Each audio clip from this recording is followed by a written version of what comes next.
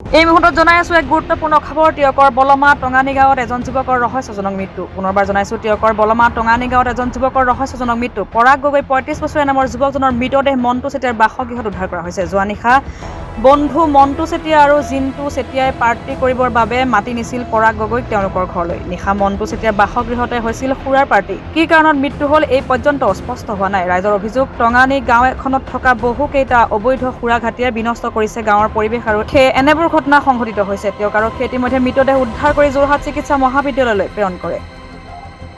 একো নাজানো, খালি সিহঁতি গোটেই তিনিটাই মানে একেলগে দুটাকে ঘূৰি কৰি থৈ পাৰ্টি খাবলৈ অহা বুলিহে মই জানো। আপোনাৰ কি হয় পৰাগ গগৈ? মোৰ বৰ্তা পিতেক হয়। বৰ্তা পুতেক হয়। বৰ্তালৰ কালি ৰাতি পাৰ্টি হয়। 9:30মান মদটো পূৰা খাই থাকোঁ। মদটো খায়। আপোনাৰ কেইটামান আছে? মোটামুটি দুটা আছে। এই ৰাইজে কিবা এইটো ওপৰত বিশ্বাস কৰে নে বা পুলিচে কিবা কৰিছে? এইটো অলপ হেৰি কৰে বাৰু, নকৰা নহয়। খালি হ'লেও মানুহকেইটাই নেমানে মানে পাৰ্টি কৰিয়ে হৈছে আৰু পাৰ্টি। মই বিশেষ মূলগাঁও পাৰ্টিটোৱে হ'ব। মই বিশেষ নাজানো। মই ঘৰত নাছিলোঁ, ল'ৰাকেইটাই মোক কৈছে যে মা তই আছোন আমাৰ ঘৰত কালি এনেকৈ টিপি থাকিলে, তাৰপৰা এতিয়া এটা মাত কথা নাই, কি হৈছেনো সেনেকৈ ক'লে। তাৰপিছত মই কৈছোঁ ঘৰলৈ খবৰ দে। তাৰপৰা সিহঁতি কৈছে ফোন কৰিছিলোঁ বোলে ৰিচিভ নকৰি। ভতিজাই ক'লে ফোন কৰিছিলে। তাৰপিছত এই ৰিচিভ নকৰিলে যদি ঘৰৰ মানুহক কওক এনেকৈ বুলি ক'লোঁ আৰু।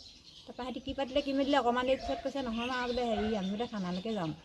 মই থানালৈকে যা, থানালৈ গ'লে তহঁতৰ গাত যদি দুখ আছে সেইটো বিচাৰ কৰিব নহয় এনে, যদি দুখ নাই আৰু কি কয় বাচি যাবি, আকৌ আছে নহয় বিচাৰক, তেনেকৈ ক'লোঁ। কি কাৰণে হৈছে বুলি ভাবে আপোনালোকে?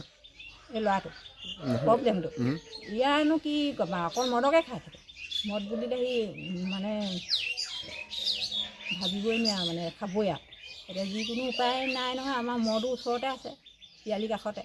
10 টকা পালেও সেই 10 টকালৈ খালেগৈ, 20 টকা পালেও সেই 20 টকালৈ খালেগৈ। ৰাতিপুৱা শুই উঠাৰ পৰা মানে মানুহখিনিয়ে মানে অকল মদকে মানে বিজি থাকে। এতিয়া সেইটোকে চাই পেলাইনি আকৌ এতিয়া সেইটোৱে আমি ভাবোঁ সেইটোৱে প্ৰব্লেম হৈছে।